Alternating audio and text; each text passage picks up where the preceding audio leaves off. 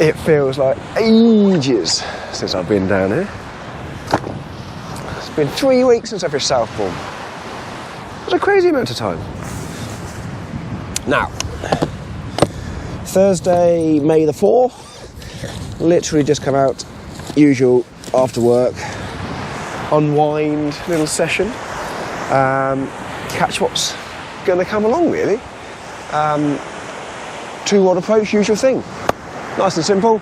1 rod, worms, looking for flatties and things like that. Other rod, sort of alternate between a bit of fish for rays and crab for rays, bass, that sort of thing. Do you know what? Whatever comes along really today. You might notice I'm sounding a little hoarse. Touch Shetland, shall we say. Went to the football last night. Bournemouth got promoted back to the Premiership. I may have sung, chanted, cheered, shouted a lot. It was an incredible night. Got to enjoy the occasion with my daughter and my wife. Amazing. So yeah, apologies for the hoarseness. I shall keep the neighing to a minimum and the fishing to a maximum. So yeah, back down Southbourne, one of my usual sort of little spotlets. Wallen Edge car park just there. And we're going to have a little fish. We're coming into that time of year down Southbourne where all of a sudden it's really hard to decide what you want to do because there's so many things you can do.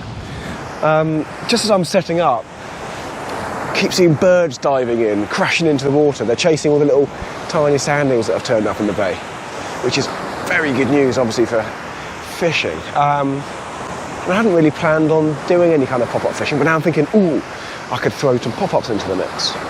I'm also, just as I'm setting up here, I've got a really deep little gully, literally right in the water's edge, probably 15, 20 foot off the end of the groin, or 15, 20 foot out into the water. So, and then it comes up to a little bar. So now what I'm going to do, very first cast, I'm going to chuck in a little cheeky earth rig on the circle with a lump of crab on, just like I was doing on the Bassing Made Easy video at Milford. Just as a cheeky little first cast, see if there's a bass in there. Because why not? There may well be. And that would be a great way of getting the session off to a start.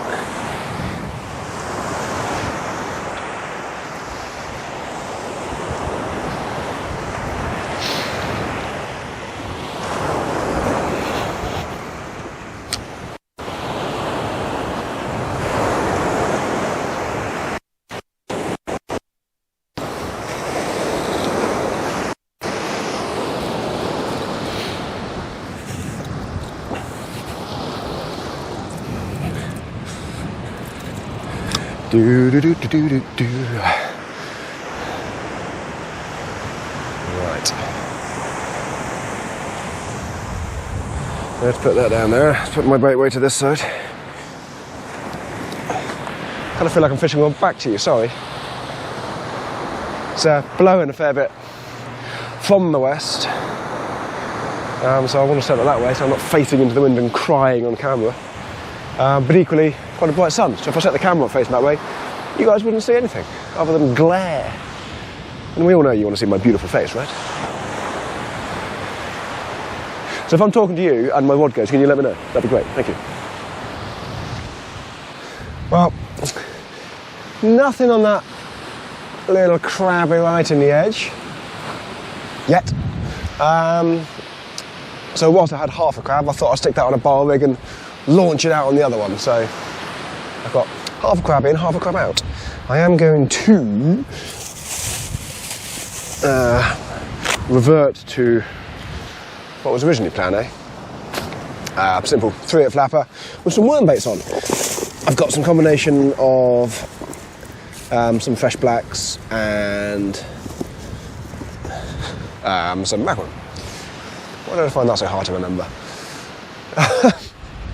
So, simple rig for today is going to be a 2 up, 1 down.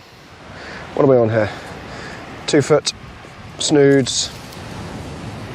No, 3 foot snoods. Yeah, well organised. I don't even know what rigs I'm using. It really was one of those scrambled together some rigs I could find at the end of a really busy day in the shop. As per usual, grossly disorganised, but going fishing anyway. So yeah, there we go. 2 up, 1 down, 3 footers.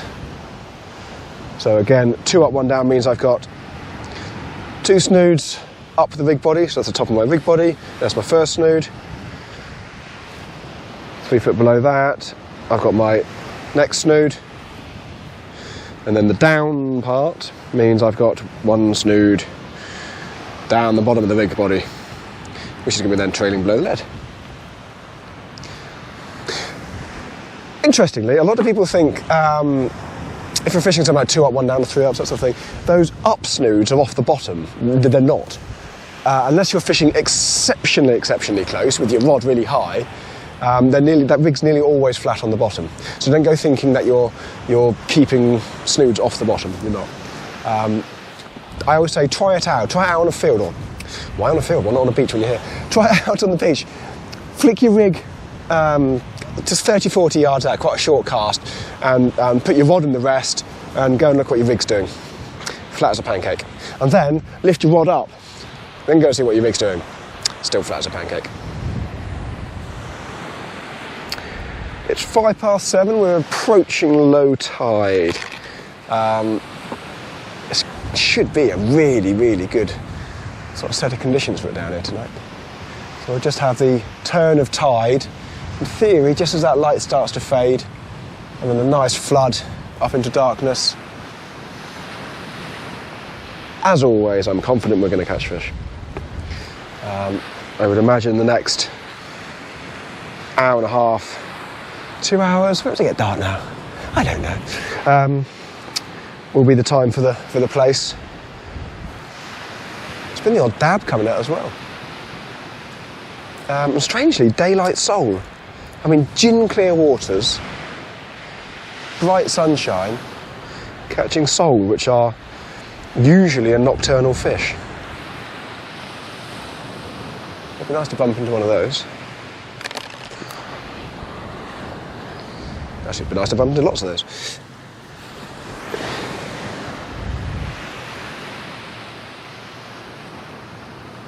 And then it wouldn't be a Southbourne trip if I didn't try for a ray, would it?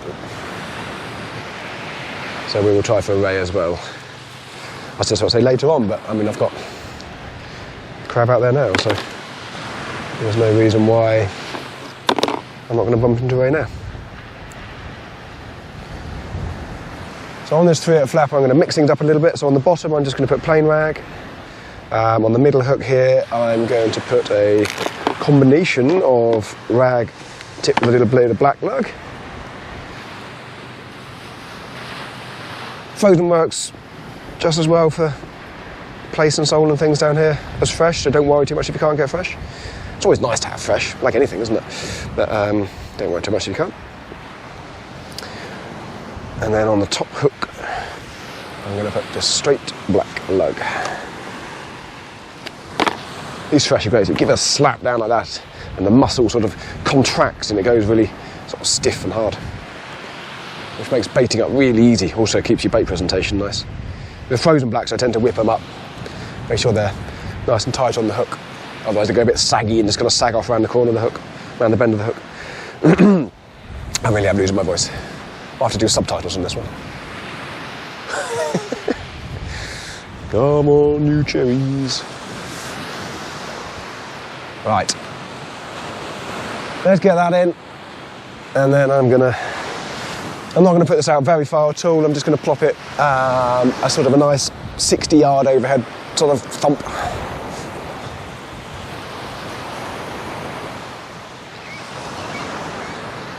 There we go. Both traps set. Crab on the left, a little bit further out. Straight worm baits on the right there. Not too far out.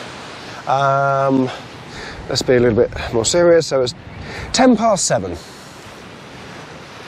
I'll give it 20 minutes on the first cast. I don't think there's huge amounts in the way of crustaceans, things like that, eating baits at the minute, so I'll be a little bit confident and leave it out there. 20 minutes. I don't know if you can see that on the camera. Can you see the birds, the terns diving just there?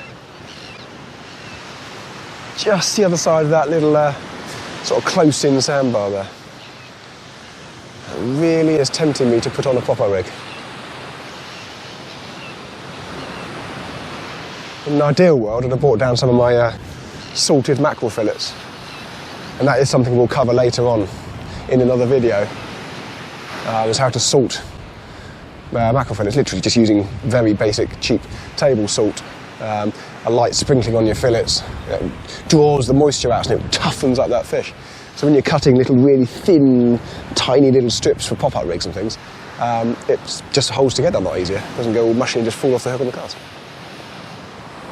Well, there we go. So the sun has dipped down a little bit, just going in behind that cloud and cliff over there. And it's got cold. So the hoodie's on. Nothing yet, so 1:30 has actually been and gone. A terrible timekeeping, I'm 5 minutes over. So time to bring that one in, change over. I've got a baited rig ready to go. Exactly the same on this one. The only thing I think I'll probably mix up on this today is distance, really. I'll be plopping it back in that gully every other cast and a little bit further back, so sort of varying between about sort of 30 and 60 yards, or 20 to 30, 60 yards. Other than that, it's going to be a jacket on. 3-8 flapper. Worm baits. Got some lovely little small sand eels, so I might sneak a little small sand eel on the bottom hook of the flapper.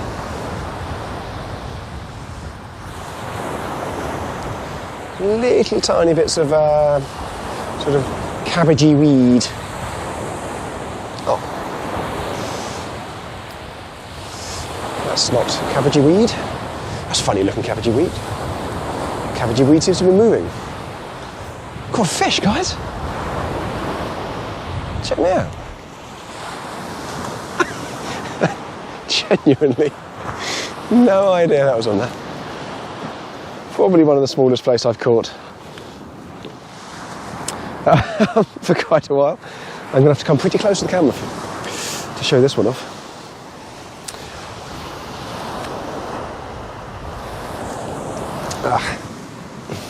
That is a plaice, or it will be a plaice one day. That's my usual saying, isn't it? That is tiny. No idea it was on there. It's a plaice, save the blank. Come on!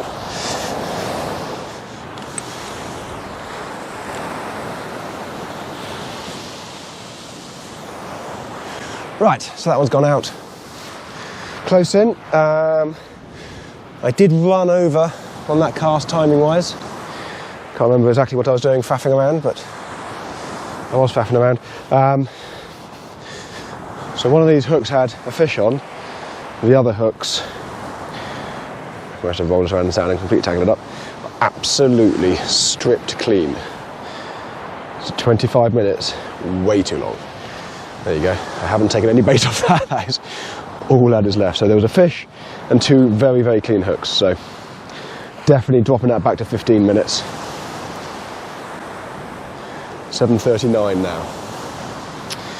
15 minutes. Bring that back in. Which is good. I like it when it's like that, actually, because it makes you work a little bit harder. Keeps you a little bit more honest. If I'd reeled in after 25 minutes, there's all my bait left. Really easy to get lazy. Really easy to think, sod it, I'll just leave it out there. But when it's about straight, you think, right, okay, I need to work it, I know I do, I need to bring it in, new bait, recast, and therefore you're constantly getting fresh bait out there and you're increasing your chances of catching fish.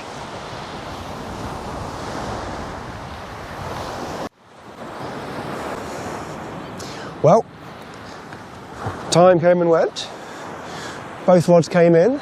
The flapper, which I floppered out in the little gully there, 20-30 yards out, came back, nothing attached. Did still have plenty of bait left on it though. So clearly whatever was eating the bait a little bit further out isn't close in the gully. Now, 2 ways of looking at that, isn't it? You're thinking, oh, that's good, well there's no crabs there, so you're just going to catch fish. But then I always think, well, I don't know.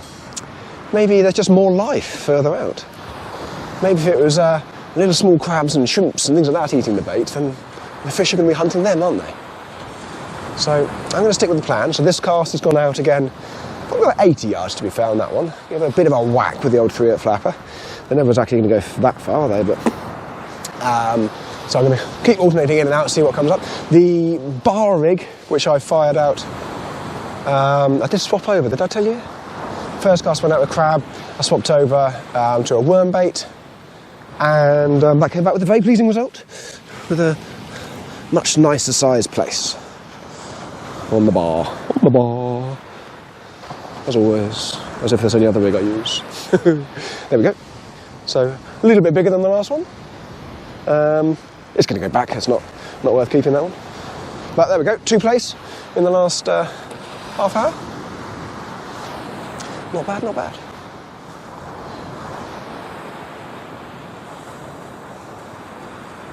There is a little bit of weed further out, but it's sort of mid-water floating weed, that sort of green cabbagey stuff. This sort of stuff. You can tell it's mid-water because when you start reeling in, you can see sort of strands of it coming across your line, but also when you've reeled in and you've got your rig in, especially with the bar rig where the bait is, or the snood is trailing below the lead, there's nothing on the hook and the snood. So there's no weed covering the bait, so I'm quite confident in the fact that I can carry on fishing through it, no issues whatsoever. But basically what's happening is I'm reeling in, the bait that was on the line just kind of slides down, and usually a little bit of it stops on the leader knot, and then the rest of it's just stopped on the top of the rig. If I was reeling in and there's loads of bait all over the hooks and things like that, masking the hook, I'll start to maybe worry a little bit and start thinking about how I can get away with, or get away from that and start avoiding the weed. But I'm very happy that it's mid-water weed, it's not masking the bait, we're going to catch fish. So that's the weed update. Success again! Plaice number 3. There she is, on the bar again, that was out of range. This one, believe it or not, hang on, let me get a little bit closer.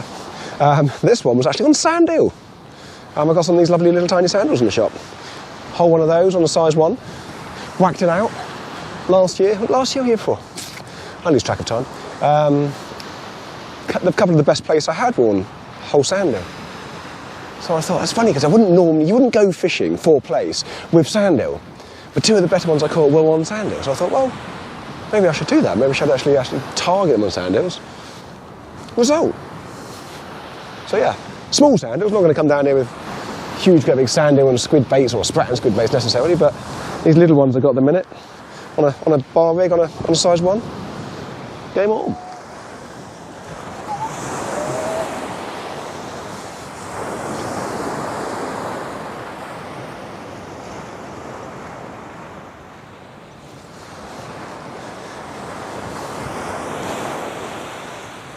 Well, the main downside to that bit of sort of like floating weed we've got is it's difficult to tell if you've got a fish or not.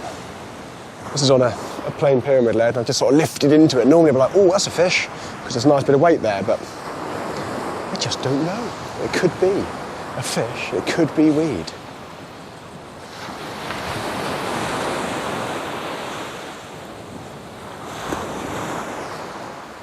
All adds to the drama and the excitement, right? Is it a cod? Is it cabbage? It's a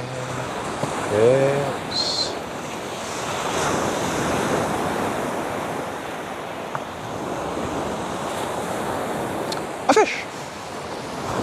Not a very big fish at all again. In fact, it's another one of those micro plaice, but that is 4 plaice. Well, 2 plaice and 2 half plaice in my last 4 casts. So that's pretty cool. This is officially now a plaice session, right? Like I said at the beginning of the video, this is a dedicated plaice session. I don't just come down here just to willy-nilly fish for anything.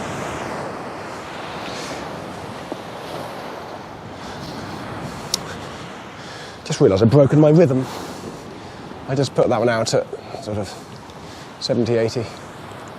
That was supposed to be my 20-30 cast. But never mind.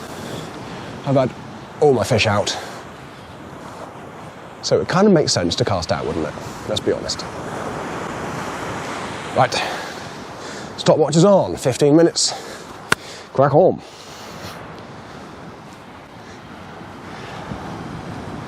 I was going to say like mummy and daddy, but I'd hardly call that one mummy. Gorgeous little things. Both going to go back there. Hopefully I catch a sizable one. I had a couple of nibbly nobblies on the closer range rod there. Mildly optimistic that there might be a fish on. Just in the last knockings of light. It's an absolutely gloriously beautiful evening. It really is. It was quite breezy when we got down here. I'm sure you probably picked up on that. But the wind's just dropped off. I think it's swung around a little bit more north, so we're sheltered anyway. It's just lovely. Anyway, back to the fishing. Yeah, a couple of nibbly nobblies. Let's see if there's a fishy wishy on here. A bit of weight. Weed or fish, what do you reckon? I'm gonna go fish. I'm gonna push the boat out and go sole. Ooh. Just mix things up a bit. It's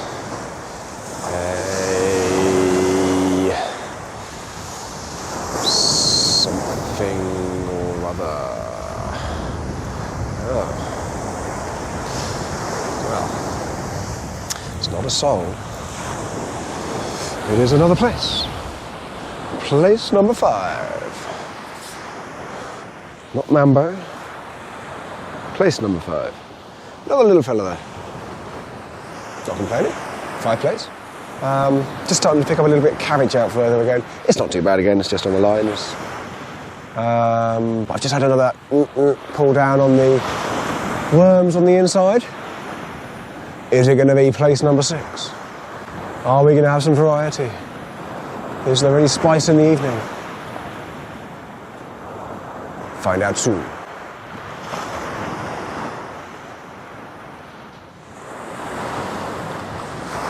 Very light. I think that'll go down as a missed bite. I'll hang my head in shame. Indeed. Missed bite. Welcome, ladies and gentlemen, to Amateur Hour, hosted by me, Thomas Bagwell.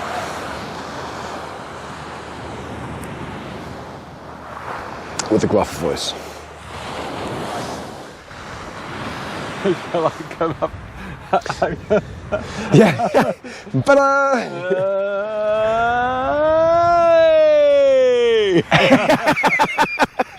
you're not going to leave that in, right? You can leave that in if you want. My mate Neb's in on the action on the Plaice front. He's only driven 5,684 miles to come. He's got a place. Mad if not me. Right, Well, I'll put it back. Definitely. There we go. Another place for the evening. I've doubling up on the bass now. Oh, nearly losing my voice altogether as well. Yeah, little tiny bass. Put them back in the bucket of water before I drop them again. Yeah, a sudden little flurry of fish right at the death of the night. Most enjoyable. Liam. Meanwhile, I'm 30 yards down the beach catching absolutely nothing. Nothing. Yeah, Liam's had the best bite of the night. A good drop back on the raid bait. Skillfully lost it. I mean, you know, doesn't. You know, it's not. You can't just miss bites like that without some element of skill to it. So No, he's done all right. So, but there we go. I've thoroughly enjoyed my night. I've had. I can't remember how many I've had. 5 plaice and a couple of little tiny bass. Oh, you probably can. So I've lost so many. No, not really, but it's been a lovely evening, to be fair. The weather's dropped beautiful. It was just nice to get out and just do a bit of relaxed fishing, really, wasn't it? Yeah, definitely. Nothing more serious than going down the beach and doing a spot of fishing. Can't beat that, can you?